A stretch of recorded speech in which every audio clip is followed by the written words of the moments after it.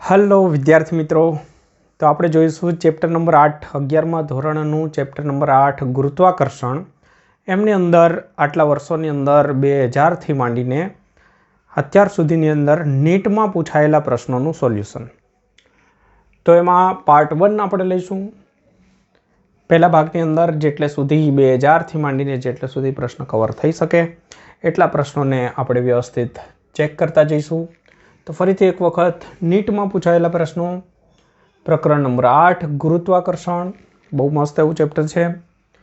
અને એમના પ્રશ્ન 25 નંબરના ક્રમથી આપણે ચાલુ કરીએ છીએ, જે 2000ની અંદર પૂછાયેલો પ્રશ્ન. તો થઈ જાવ તૈયાર. અમુક બેઝિક સૂત્ર તમે યાદ રાખી લેશો તો આ ચેપ્ટરના MCQ સોલ્વ કરવા એટલા બધા અઘરા નથી. તો અમુક સૂત્ર તમારે સમજણ સાથે યાદ રાખવાના છે. તો જોઈએ પહેલા પ્રશ્નથી. એક ગ્રહનું દળ પૃથ્વીના દળ જેટલું જ છે. દળ સરખું છે, પણ તેમની ત્રિજ્યા પૃથ્વીની ત્રિજ્યાના ચોથા ભાગની છે. દળ સરખું છે, પણ ત્રિજ્યા જે છે એમાં ફરક છે. દળ સરખું, તો નિષ્ક્રમણ વેગ કેટલો હશે? તો સિમ્પલ, નિષ્ક્રમણ વેગનું જો તમને સૂત્ર આવડતું હોય તો તમે આ દાખલો એકદમ સહેલાઈથી સોલ્વ કરી શકો. કોઈ ખાસ આમાં કન્ફ્યુઝન કે કોઈ પ્રોસિજર નથી. તો નિષ્ક્રમણ ઝડપ માટેનું સૂત્ર 25 નંબરના પ્રશ્ન માટે v બરાબર અંડર રૂટની અંદર સૂત્ર છે 2gm અપોન r. તો અહીંયા આ સૂત્ર તમને ખ્યાલ હોવો જોઈએ. ઓકે, તો આ સૂત્ર પરથી તમે આરામથી નિષ્ક્રમણ વેગ શોધી શકો છો. તો જે તે ગ્રહ માટે જોઈતો હોય ગુણોત્તર લઈ લો. ગ્રહ માટે, પૃથ્વી માટે. તો ગ્રહ માટે જોઈતું હોય તો શું ચેન્જીસ આવશે? રૂટમાં જ જો લખવું હોય તો લખી શકીએ બંનેને, અથવા બે સૂત્ર લખી દો. તો 2 ફરક ના પડે, g ફરક ના પડે. દળ આપણને કહ્યું છે કે સરખા છે એટલે ફરક નહીં પડે. ગ્રહ માટેની ત્રિજ્યા ચોથા ભાગની છે, તો પૃથ્વીની ત્રિજ્યાને આપણે RE કહીએ તો RE ના ચોથા ભાગની થશે.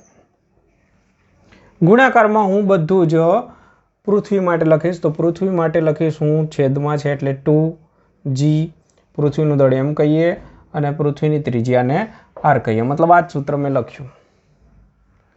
તો બે સૂત્ર બનાવ્યા. એક ડેશ એટલે કે ગ્રહ માટે સૂત્ર બનાવ્યું અને છેદમાં પૃથ્વી માટેનું આ સૂત્ર સમજી લો. બસ બંનેનું ગુણોત્તર લઈ લો. તો તમે જોઈ શકો છો કે 2gm કેન્સલ થઈ જશે, r પણ કેન્સલ. આ RE નામ આપી દઉં તો RE પણ કેન્સલ. આ 4 જે છે છેદના છેદમાં છે ઉપર જશે અને રૂટમાંથી બહાર નીકળશે એટલે 2 થઈ જશે. તો v ડેશ અપોન v બરાબર થશે 2. તો v ડેશ બરાબર થઈ જશે 2 ગુણાકારમાં VE. v એટલે તમે જાણો છો 11.2 યાદ રાખવાનું છે. તો એનાથી બમણું એટલે 22.4 એમનો આન્સર થઈ જશે. ક્લિયર આટલે સુધી? અથવા અહીંયા બી કહી શકો ડાયરેક્ટ જ કે v ચલે છે 2 અચળ, g અચળ, m અચળ. તો v ચલે છે, એક આવું સૂત્ર બી બનાવી શકો, રૂટ r. આ રીતનું સૂત્ર. આમના પરથી v ડેશ અપોન v બરાબર અંડર રૂટની અંદર r ડેશ અપોન RE. તો r ડેશ બરાબર શું લખવાનું થશે? તો r ડેશ બરાબર v ડેશ અપોન v બરાબર r ડેશ નહીં પણ વ્યસ્ત સંબંધ છે, તો v ચલે છે આ રીતે છે, તો v ડેશ છે તો r ડેશ નીચે રહેશે અને અહીંયા RE રહેશે. તો તમે સાદુરૂપ આપો તો RE અને r ડેશની જગ્યાએ RE બાય 4, તો 4 બાર નીકળશે એટલે અહીંયા 2. તો આની જેમ થઈ જશે. ઓકે, ચલો ત્યારબાદ આપણે બીજો પ્રશ્ન સમજીએ. જેના માટે પણ ફક્ત સૂત્ર આવડતું હશે તો આરામથી પ્રશ્ન સોલ્વ કરી શકશો. કશું જ નથી, સૂત્રમાં કિંમત જ મૂકવાની છે. જુઓ, પ્રશ્ન અમુક ઊંડાઈ માટે પૂછ્યો છે.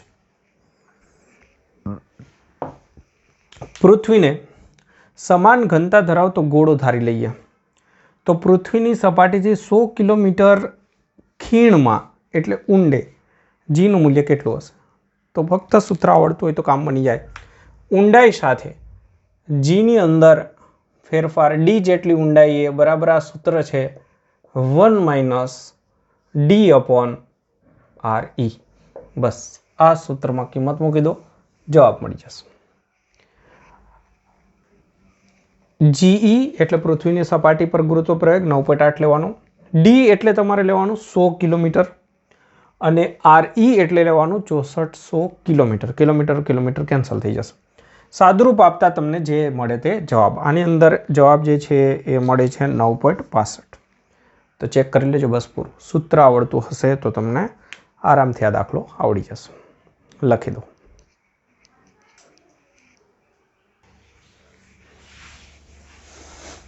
જો ત્યારબાદ 2001ની અંદર પૂછાયેલો પ્રશ્ન, પૃથ્વીની સપાટી પરના જીના મૂલ્ય કરતાં તેની સપાટીથી કઈ ઊંચાઈએ જીનું મૂલ્ય ચોથા ભાગનું થઈ જશે? તો સપાટી પર જીનું મૂલ્ય અને આપેલ ઊંચાઈએ જીનું મૂલ્ય. આગળના દાખલામાં ઊંડાઈ સાથે જોયું, હવે ઊંચાઈ સાથે.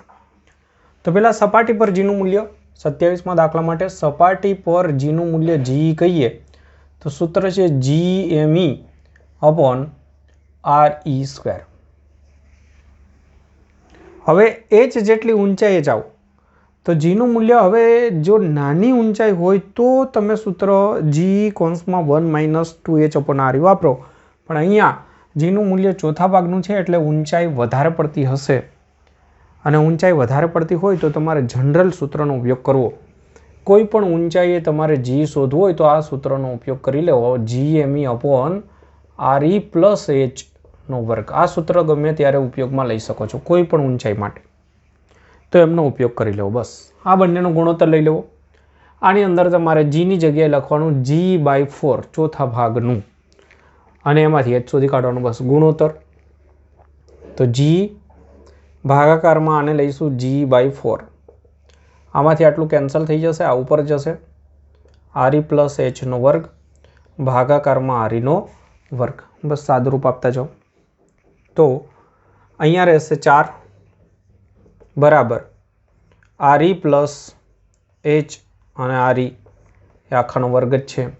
અહીંયા રૂટ નીકળે એમ છે તો 2 = RE plus h upon RE. સાદુરૂપ આપી દઈએ તો 2RE = RE પ્લસ h. તો h બરાબર થઈ જશે RE. તો તમે જુઓ કે પૃથ્વીની ત્રિજ્યા જેટલી ઊંચાઈએ તમે જશો તો ગુરુત્વ પ્રયોગ ચોથા ભાગનો થઈ જશે. હવે મતલબ કે h બરાબર RE આપણો આન્સર થઈ ગયો. h બરાબર RE આ આન્સર થઈ ગયો. હવે આ પ્રશ્નની અંદર ઘણી બધી બુક્સની અંદર ગણતરી લખી છે જે ખોટી ગણતરી છે. અહીંયા જરા ધ્યાન દેજો. પૃથ્વીની સપાટી પરથી પદાર્થને કેટલા વેગથી ઉર્ધ્વ ફેંકવામાં આવે કે જેથી તેની મહત્તમ ઊંચાઈ પૃથ્વીની ત્રિજ્યા જેટલી થાય? હવે આ પ્રશ્ન મેં સાથે એટલે જ રાખ્યો અહીંયા કે આમની પણ તમને સમજણ રહે કે ઘણી વખત આપણે આગળના ચેપ્ટરોમાં જે શીખ્યા મહત્તમ ઊંચાઈ માટેનું સૂત્ર v²/2g, આ સૂત્રનો ઉપયોગ કરી લે કે મહત્તમ ઊંચાઈ બરાબર v²/2 અને g. પણ આ સૂત્ર ના ચાલે, આ ખોટું છે. કારણ કે અહીંયા g રાખ્યો આપણે ફિક્સ, પ્રવેગ ફિક્સ રાખ્યો. અચળ પ્રવેગી ગતિનું સમીકરણ છે. હવે આખા માર્ગે અચળ પ્રવેગ નથી કારણ કે આપણે જે ઊંચાઈની વાત કરી રહ્યા છીએ એ ઊંચાઈ કેટલી છે? પૃથ્વીની ત્રિજ્યા જેટલી. અને એટલી ઊંચાઈ તમારી સામે જ પડી છે કે h બરાબર RE ઊંચાઈએ ગુરુત્વ પ્રવેગ તો તમને GE નો ચોથા ભાગનો થઈ જાય. તો ક્યાંથી અચળ રહેશે? તો જો પ્રવેગ અચળ જ રહેવાનો નથી તો આ સમીકરણનો ઉપયોગ જ ક્યાંથી કરી શકીશું? તો આપણે યાંત્રિક ઉર્જા સંરક્ષણના નિયમ પરથી આગળ વધીશું જે આ ચેપ્ટરની અંદર આપણે ઘણીવાર ઉપયોગ કર્યો જ. તો હવે એમના માટે તમારે સ્થિતિ ઉર્જા અને ગતિ ઉર્જા બંનેનો સહારો લેવો પડશે. સિમ્પલ મેથડ જ છે પણ મેથડ તમારે આ વાપરવી પડશે જે અચળ પ્રવેગીવાળી નહીં. જો પૃથ્વીની સપાટી પરથી જ્યારે ફેંકો છો ત્યારે ગણતરી ચાલુ થાય છે ત્યારનો વેગ v કહો અને ત્યારે વેગ હોય એટલે ગતિ ઉર્જા હોય અને સાથે સાથે સ્થિતિ ઉર્જા હોય.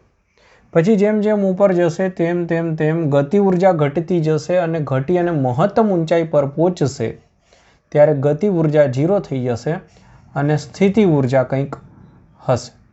બરાબર? તો આ બંનેનો સરવાળો અને આ બંનેનો સરવાળો અચળ રહે. આખા માર્ગે યાંત્રિક ઉર્જા અચળ રહેશે. તો સપાટી પર યાંત્રિક ઉર્જા તો આ રીતનો સૂત્રનો ઉપયોગ કરીશું. સપાટી પર કુલ ઊર્જા બરાબર મહત્તમ ઊંચાઈએ કુલ ઊર્જા. બસ, સપાટી પર કુલ ઊર્જા એટલે ગતિ ઊર્જા અને સાથે સાથે સ્થિતિ ઊર્જાનું સૂત્ર છે Gm1 m2 અપોન સપાટી પર હોય તો r જગ્યાએ r. અને જેમ જેમ ઊંચાઈ જશે તેમ તેમ ગતિ ઊર્જા ઘટીને આપણે મહત્તમ ઊંચાઈ કોને કહીએ કે ત્યાં વેગ 0 હોય તો ત્યાં ગતિ ઊર્જા 0 થઈ જશે. અને સ્થિતિ ઊર્જા માટે લખીશું ફરીથી Gm1 m2 અપોન આરની જગ્યાએ શું લખીશું? આર હંમેશા હોય પૃથ્વીના કેન્દ્રથી અંતર. તો કેન્દ્રથી અંતર એટલે RE અને પ્લસ H. તો Hની જગ્યાએ આપણે લખવાનું થશે પૃથ્વીની ત્રિજ્યા જેટલી ઊંચાઈ, એટલે ત્યાં આગળ પાછું RE લખીશું. તો હવે જો આમાંથી m અને m કેન્સલ થઈ જશે તો અહીંયા રહેશે v²/2 ઇઝ ઇક્વલ ટુ આને આ બાજુ લાવવું તો Gme અપોન RE માઇનસ અહીંયા રહેશે Gme upon RE plus RE એટલે 2RE, કારણ કે H બરાબર RE. તો હવે તમે જુઓ કે v²/2 ઇઝ ઇક્વલ ટુ આ જે છે એ આખું કહીશું, આ એમાંથી અડધું બાદ કરો તો તમને આનું સાદરૂપ અથવા ન ફાવે તો કોમન નીકાળી દો. Gme અપોન RE કોમન નીકાળી દો તો અહીંયા રહેશે 1, અહીંયા રહેશે 1/2. તો 1 માઇનસ 1/2 એટલે 1/2 થશે, એ 1/2 આ 1/2 સાથે કેન્સલ કરો તો v² બરાબર થશે Gme અપોન RE. તો v બરાબર થશે આ રીતનો આન્સર. અને જો પહેલી મેથડથી તમે કેલ્ક્યુલેશન કરશો તો એનો આન્સર કંઈક અલગ આવશે. તો આ સાચો આન્સર થશે, આ સાચી મેથડ છે. ઓકે, ચાલો તો આ બાબત ધ્યાનમાં રાખજો.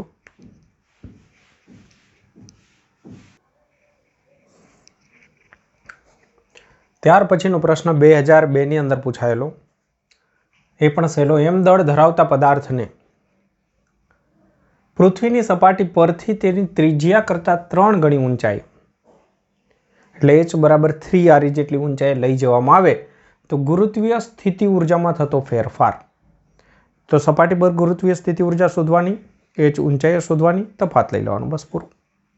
સપાટી પર આપણે ગુરુત્વીય સ્થિતિ ઊર્જા સૂત્ર યાદ રાખવાનું -Gme m upon RE. h જેટલી ઊંચાઈએ ગુરુત્વીય સ્થિતિ ઊર્જા જોઈતી હોય, સ્થિતિ ઊર્જા ગુરુત્વીય સ્થિતિ ઊર્જા એક જ, તો એમના માટે સૂત્ર છે -Gme m, અહીંયા r લઈ લેવાનું, r બરાબર લેવાનું RE પ્લસ h. તો RE પ્લસ h, hની જગ્યાએ 3 ગણી ઊંચાઈ, ત્રિજ્યા કરતા 3 ગણી એટલે 3RE લેવાનું, 3RE. તો સૂત્ર બન્યું -Gme m અપોન 4RE. બસ, બંનેનો તફાત લઈ લેવાનો. સ્થિતિ ઊર્જાનો ફેરફાર બરાબર અંતિમ સ્થિતિ ઊર્જા, પ્રારંભિક સપાટી પરની સ્થિતિ ઊર્જા. આમાંથી આ બાદ કરી દેવાનું. તો આ જે છે Gme m અપોન 4RE અને એમાંથી બાદ કરશો એટલે માઇનસ માઇનસ પ્લસ થશે, Gme m અપોન RE. બસ સાદુરૂપ આપી અને આ સ્વરૂપે જવાબ લાવવાનો છે. તો અહીંયા આપણે કોમન નીકાળી દઈએ આટલું, Gme m upon RE common નીકળે તો અહીંયા શું રહેશે? -1/4, અહીંયા રહેશે 1. તો 1 માઇનસ અહીંયા થોડી ગોઠવણી કરી દઈએ, Gme RE નો વર્ગ કરું, ગુણાકારમાં RE કરું, ગુણાકારમાં m તો છે જ, મેં અહીંયા શું કર્યું, આટલું પદ હતું એના ગુણાકારમાં RE, ભાગાકારમાં RE કર્યું. અહીંયા થશે 1 માઇનસ 1/4 એટલે 3/4 થાય, એકમાંથી ચોથો ભાગ જતો રહે તો 3/4 થશે. ઓકે, હવે આટલું જે છે એને સ્મોલ g કહી દો તો આપણો ફાઇનલ આન્સર શું મળ્યો? 3/4 વાળું સ્વરૂપ આ જ છે, 3/4 પછી m પછી આટલાને જી કહીશું અને આર એટલે કે આરી. બસ પૂરું.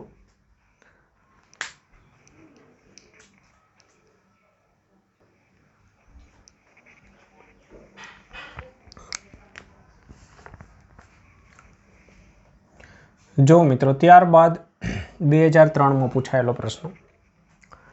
બે ગ્રહ છે, એક એ અને બી. સમજો પૃથ્વી છે, ચંદ્ર છે, એના જેમ. એ પૈકી ગ્રહ એ પર ગુરુત્વ પ્રયોગનું મૂલ્ય બી કરતાં 9 ગણું છે. તો અહીંયા તમને ચેન્જીસ કરીને બી પૂછી શકે છે કે એ પર ગુરુત્વ પ્રયોગનું મૂલ્ય બી કરતાં 9 ગણું છે.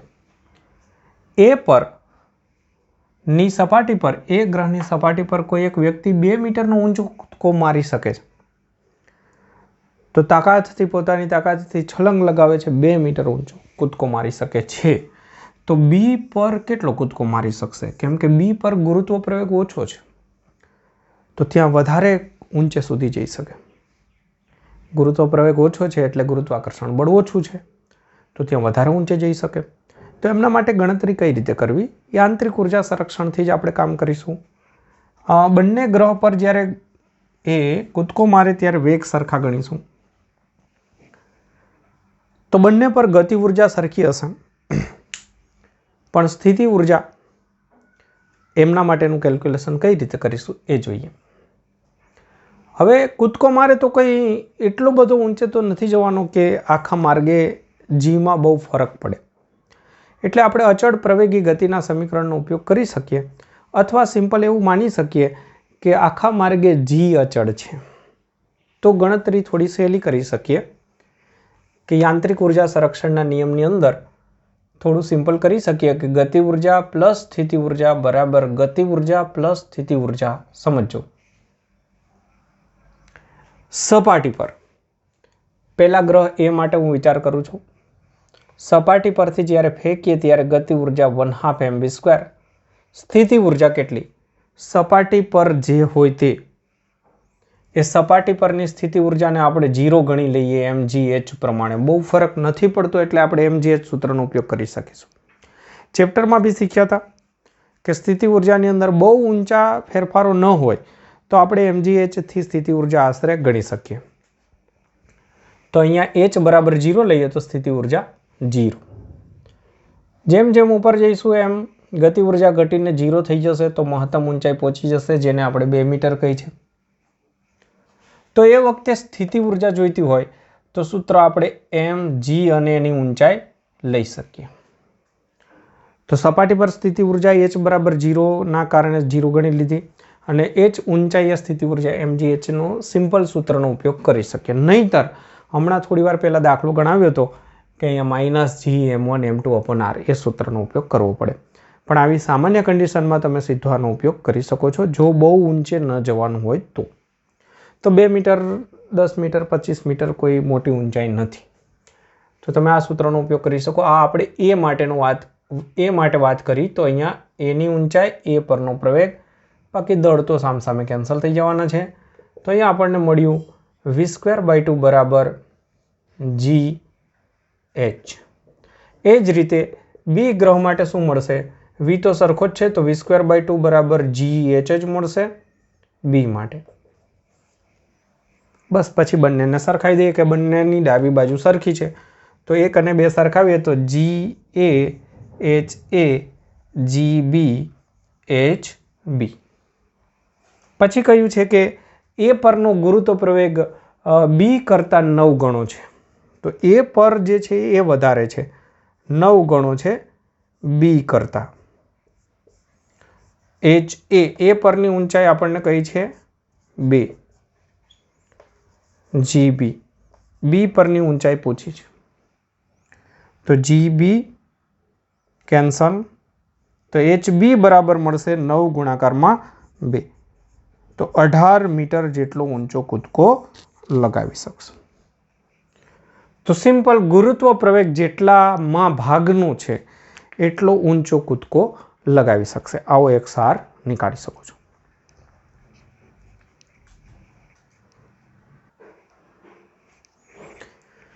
ત્યારબાદ 2003નો જે પ્રશ્ન છે એની માહિતી આ રીતે છે.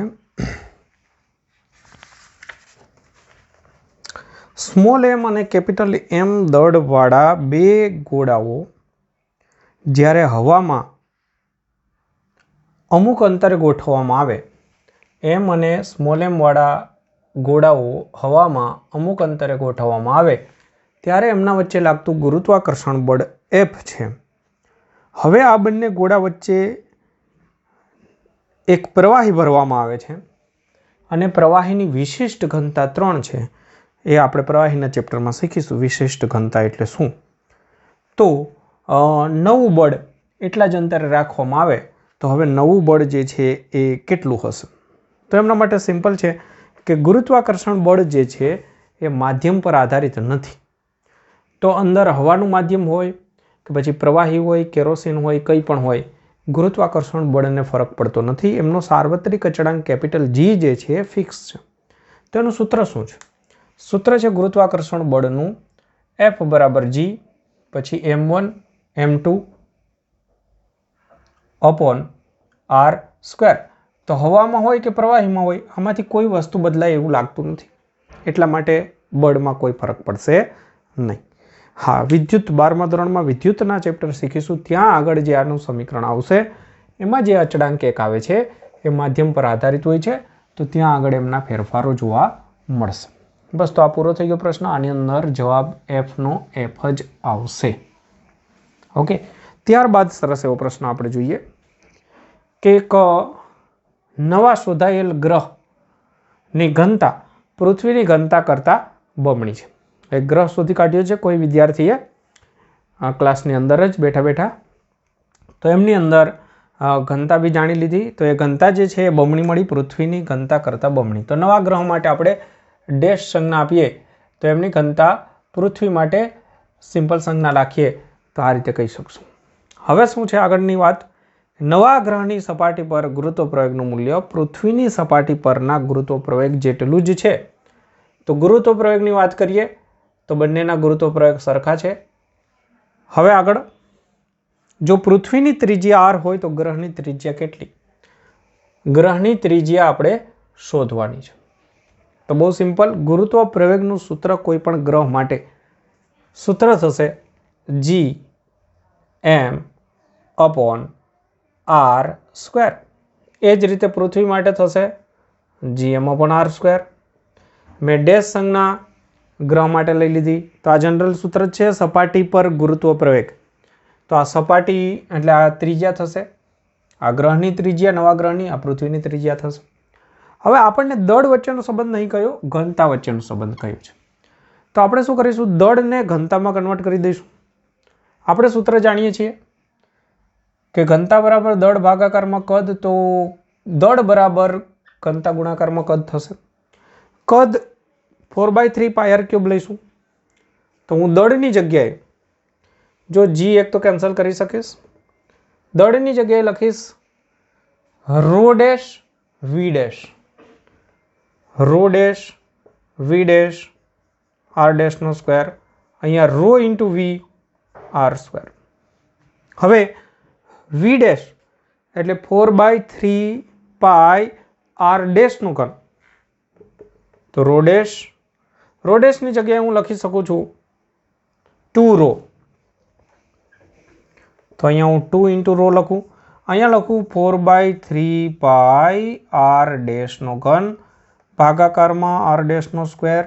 અહીંયા રો એમનેમ જ, કદની જગ્યાએ લખીશ 4/3 પાય આર ઘન ભાગાકારમાં આરનો વર્ગ. તો તમે જુઓ 4/3 પાય 4/3 પાય રો બધું કેન્સલ થશે, આર ડેશ સ્ક્વેર એમાંથી ઘન કેન્સલ. તો તમે અહીંયા ફાઇનલી શું બચ્યું એ જરા શોધો. તો 2 into R dash, 2 into R dash is equal to અહીંયા મળ્યું આર, તો આર ડેશ થશે r/2. તો આ થઈ જશે આન્સર. લખી દઉં.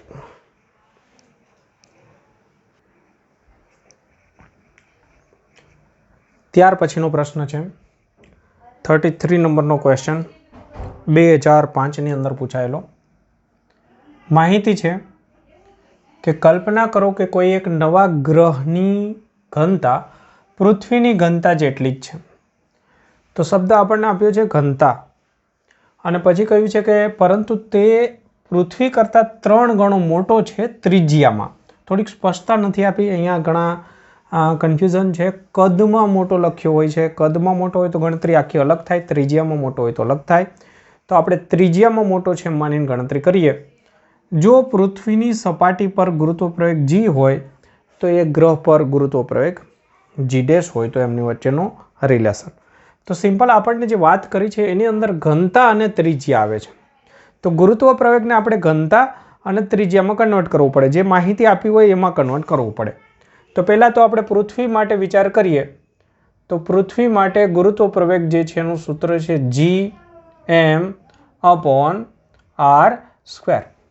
પૃથ્વીની ત્રિજ્યા. તો g તો બધે સરખો જ હોય, કોઈ પ્રોબ્લેમ નથી.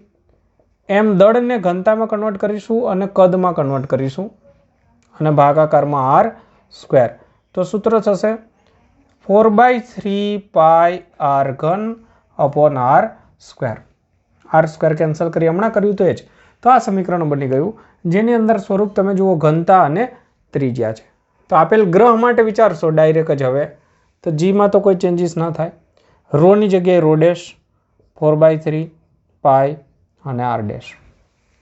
આ સમીકરણ 1 થયું, આ સમીકરણ 2. બસ પૂરું. તો હવે આપણે ગુણોત્તર લઈ શકીએ. g'/g ઇઝ ઇક્વલ ટુ, આ બંનેનો ગુણોત્તર લેશો તો ડેશવાળા રહેશે, rho dash, r dash, rho અને r. g અને 4/3π તો કેન્સલ થઈ જશે. તો અહીંયા g ડેશ, રો ડેશ અને રો પણ સરખા છે કદાચ, આઈ થિંક. નવા ગ્રહની ઘનતા પૃથ્વીની ઘનતા જેટલી જ છે, તો પછી આપણે આ પણ કેન્સલ કરી શકીશું. તો g dash is equal two થશે g into r dash upon r. હવે ત્રિજ્યા જે છે એ નવા ગ્રહની જે છે એ 3 ગણી છે, તો અહીંયા થશે g into 3r upon r. તો થશે 3 ઇન્ટુ g. તો નવો ગ્રહ જે છે એનો ગુરુત્વ પ્રવેગ પૃથ્વીના ગુરુત્વ પ્રવેગ કરતાં 3 ગણો થઈ જશે, કારણ કે ત્રિજ્યા 3 ગણી છે. ઘનતામાં કોઈ ફરક નથી. ઓકે, તો લખી લો.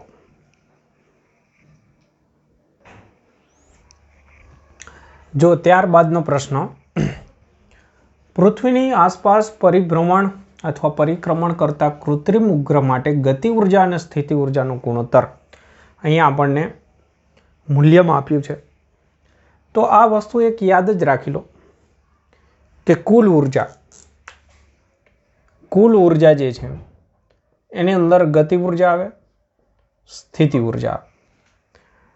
તો ગતિ ઉર્જા અને સ્થિતિ ઉર્જાની વાત કરીએ તો સ્થિતિ ઉર્જાનું સૂત્ર થાય -Gmem અપોન સપાટીની બહુ નજીક હોય RE, અથવા RB લખી લો કોઈ બી ઊંચાઈ માટે. અને અહીંયા થાય 1/2 Gmem અપોન R. તો જવાબ મળતો હતો, આ બંનેનો તફાવત લો એટલે -1/2 Gmem અપોન R. આ 12મા ધોરણ માટે પણ બહુ કામનું છે, MCQ માટે ખૂબ અને ખૂબ અગત્યનું છે. તો આ વસ્તુને જરા એક જનરલ ફોર્મમાં આપણે વિચારીએ તો તમે જુઓ કે અહીંયા જેટલું છે એને આપણે x ધારી લઈએ, તો આટલું જે છે એ x બનશે અને ભાગાકારમાં 2 આવશે. આટલું જે છે એ x બનશે, ભાગાકારમાં 2 આવશે. તો આ તમારો આન્સર થયો. રેડી? તો હવે આ સ્વરૂપ અથવા બધાને 2 વડે ગુણી દઉં.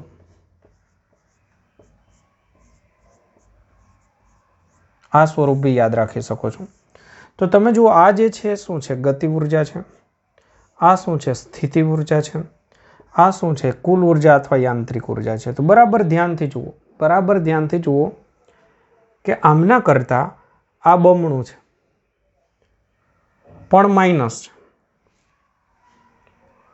અને આ બંને સરખા છે, વચ્ચે માઇનસની નિશાની છે. તો માઇનસ પ્લસનો જો સવાલ થાય તો તમારે ધ્યાનમાં રાખવું પડે, નહીતર કોઈ પ્રોબ્લેમ નથી. આ છે એટલું જ આ છે, એમના કરતાં બમણું છે. હવે આપણી વાત છે ગતિ ઉર્જા. તો ગતિ ઉર્જા કેટલી? તો ગતિ ઉર્જા x અને ભાગાકારમાં સ્થિતિ ઉર્જા. બરાબર ધ્યાનથી સમજો. ગતિ ઉર્જા જો આપણે x કહીએ तो स्थिति ऊर्जा 2x हकीकतमां माइनसमां छे। तो जो तमने आ रीते आ ऑप्शन आपे तो आ वधारे योग्य छे, पण माइनस निशानी न आपी होय तो 1/2 मूल्यनी रीते 1/2 तो आ आंसर थई गयो। ओके, तो गुणोत्तरनी ज्यारे वात करशे स्थिति ऊर्जा साथे तो 1/2 आवशे, स्थिति ऊर्जा छेदमां हशे तो आनी साथे के आनी साथे, आनी साथे गुणोत्तर करशो तो बी 1/2 आवशे, एमां प्लस आवशे। आ बंनेनो गुणोत्तर लेशो तो 1 आवशे, एमां माइनस आवशे। तो आ रीते बहु बधा एमसीक्यू पूछाय छे। तो तमारे याद राखवानुं थाय के आ जे छे अने आमनी वच्चेनो संबंध शुं थयो, तो कि गति ऊर्जा अने स्थिति ऊर्जा एमां आ बमणी छे, स्थिति ऊर्जा बमणी छे। तो स्थिति ऊर्जा ए गति ऊर्जा करता बमणी, तो तमे आवुं लखी शको कि स्थिति ऊर्जा ए गति ऊर्जा करता बमणी। जो गति ऊर्जा x होय तो स्थिति ऊर्जा केटली छे 2x, तो मतलब स्थिति ऊर्जा बमणी थई। तो स्थिति ऊर्जा गति ऊर्जा करता बमणी अने वच्चे माइनसनी निशानी। एवुं ज थशे कुल ऊर्जा जे छे, कुल ऊर्जा ए स्थिति ऊर्जा वच्चेनो संबंध तमे जोशो तो बेयमां माइनस निशानी छे, एटले कुल ऊर्जाने आपणे कहीशुं कि ए x होय तो स्थिति ऊर्जा 2x छे, एटले फरीथी स्थिति ऊर्जा जे छे ए कुल ऊर्जा करता पण बमणी थशे। अने आ बेनी वात करीए तो सरखी छे। तो गति ऊर्जा अने यांत्रिक ऊर्जा सरखी ज छे, वच्चे माइनसनी निशानी कोई भी साइड तमे लई शको छो। ओके, तो आ रिलेशन थशे, कायमी माटेना आ रिलेशन थशे। आ बे वच्चे इक्वलनी निशानी आवशे। आ बंनेमां खास उलटू ना थाय, स्थिति ऊर्जा बमणी छे एटले आपणे गुणाकार स्थिति ऊर्जाने ना करवो पड़े, सामेनी साइड करवो पड़े। तो आ खास ध्यानमां राखजो, आ 12मा धोरणना एमसीक्यू छे। अत्यारे आपणो आंसर शुं आवशे? -1/2 नथी आप्युं एटले आपणो आंसर आवशे ए।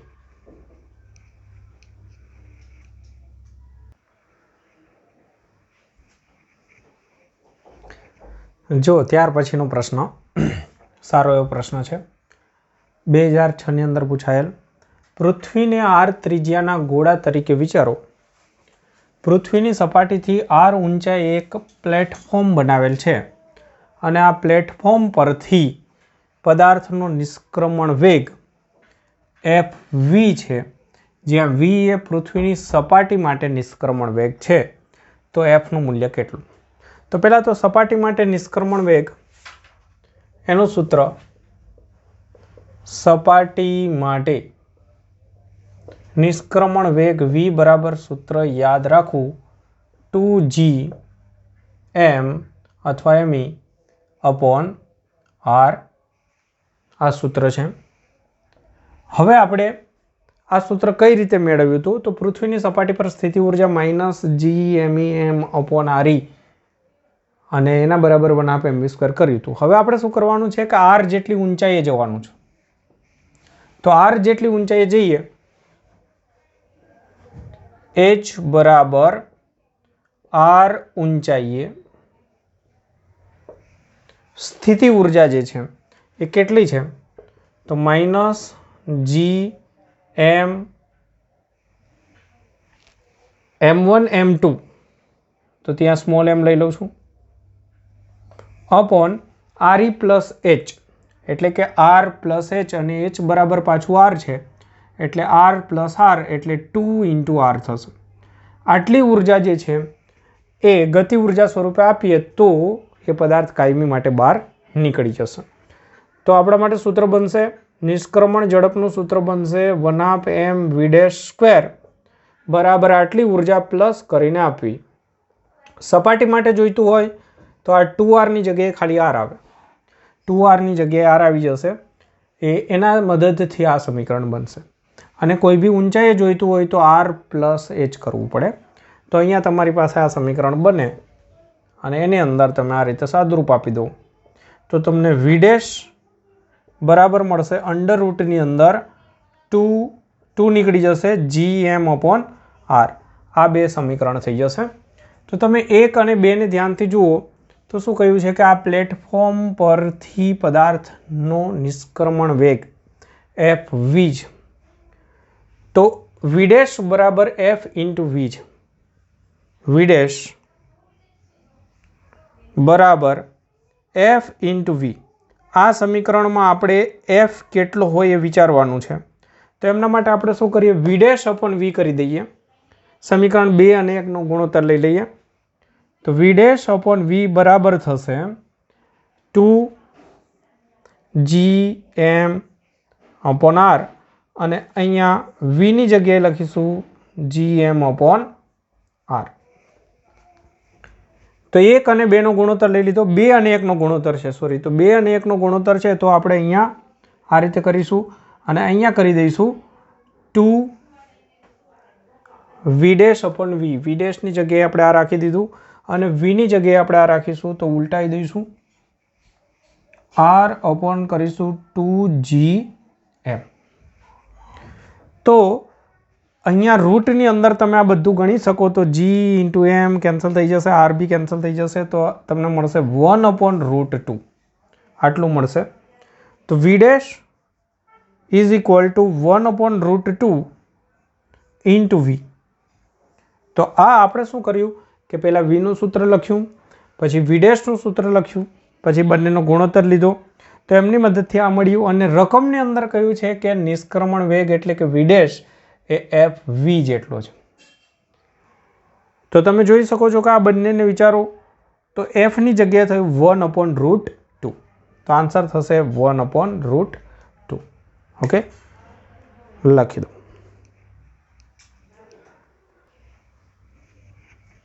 જો ત્યારબાદનો એક સરસ એવો પ્રશ્ન છે 2007ની અંદર પૂછાયેલો. પૃથ્વીના 2 ઉપગ્રહો S1 અને S2 એક જ કક્ષામાં પરિભ્રમણ કરે છે. તો આ એક અગત્યની બાબત છે કે એક જ કક્ષા એટલે એની ત્રિજ્યા સરખી છે, પણ દળ જુદા જુદા છે. S1નું દળ S2 કરતાં 4 ગણું છે. તો કયું વિધાન સાચું છે? બંનેની સ્થિતિ ઉર્જા, પૃથ્વી સાથેની સ્થિતિ ઉર્જા સરખી હશે કે નહીં? તો સમજો આ પૃથ્વીથી આર જેટલા અંતરે જે કક્ષા છે એની અંદર 2 ઉપગ્રહ પરિભ્રમણ કરે છે, S1 અને S2. તો અંતર અહીંયાથી સરખું થશે. આ પૃથ્વી છે. સ્થિતિ ઉર્જા આપણે વાત કરીએ તો સ્થિતિ ઉર્જાનું સૂત્ર તમે યાદ કરો. પહેલા મુદ્દા માટે પૃથ્વી સાથેની સ્થિતિ ઉર્જા ગ્રહની, તો GmVm1 અપોન આર. તો સ્થિતિ ઉર્જાની અંદર તમે જોશો કે ગ્રહનું દળ આવે છે અને ગ્રહના દળ સરખા નથી, તો સ્થિતિ ઉર્જા સરખી થશે નહીં. અંતર સરખા છે એટલે હવે દળ પર જ આધાર રહ્યો, પણ દળ જુદા જુદા છે એટલે આ વાક્ય ખોટું થઈ જશે. બંનેની ઝડપ સરખી હશે. તો એમના માટે ઝડપ માટે આપણે આ સૂત્રનો ઉપયોગ કરીએ કે કેન્દ્રગામી બળ બરાબર ગુરુત્વાકર્ષણ બળ. આ સૂત્રથી આપણે ઝડપ મેળવતા હોય તો કેન્દ્રગામી બળ એટલે mv²/r, ગુરુત્વાકર્ષણ બળ એટલે Gmem/r². આ સૂત્રથી તમે જોઈ શકો છો કે m કેન્સલ થઈ જાય છે, મતલબ કે ગ્રહનું દળ ક્યારેય એમાં આવતું નથી. તો ઝડપના સૂત્રની અંદર શું આવશે? પૃથ્વીનું દળ આવશે અને અંતર. તો અંતર તો સરખા છે, તો પછી બંનેની ઝડપ સરખી હશે. આ સાચું રહેશે. હવે બંનેની ઝડપ જો સરખી હોય તો પછી બંનેની ગતિ ઉર્જા સરખી ના હોય, કારણ કે ગતિ ઉર્જાનું સૂત્ર શું?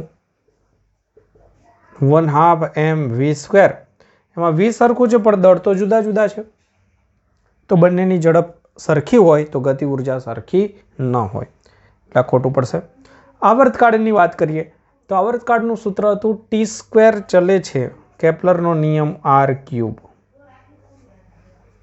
તો r તો બંનેના સરખા છે, તો પછી આવર્તકાળ પણ સરખા હશે, તો આવર્તકાળ જુદા હોવાનો પ્રશ્ન રહેતો નથી. તો ખાસ અને ખાસ એક વસ્તુ યાદ રાખી લો કે કોઈ પણ એક ગ્રહની આસપાસ ઉપગ્રહ પરિભ્રમણ કરતા હોય ત્યારે જો એક જ કક્ષામાં પરિભ્રમણ કરતા હોય તો એમની ઝડપ સરખી હોય છે. પછી ગતિ ઉર્જા સરખી હોય કે ન હોય, આવર્તકાળ, તો આવર્તકાળ જે છે એ સરખા જ હોય છે જો એક જ કક્ષાની અંદર હોય તો. ગતિ ઉર્જા સરખી ન હોય, દળ સરખા ન હોય, તો દળ સરખા હોય તો ગતિ ઉર્જા પણ સરખી થશે. તો આને લગતા પ્રશ્નની અંદર આપણે એ વિચારવું રહ્યું કે એક જ કક્ષામાં છે તો શું પરિસ્થિતિ થાય અને જુદી જુદી કક્ષામાં છે તો શું પરિસ્થિતિ થાય. તો એ સૂત્ર પરથી આપણને જે માહિતી આપી છે એમના પરથી આગળ વિચારો તો આરામથી તમે એની સમજણ મેળવી શકશો.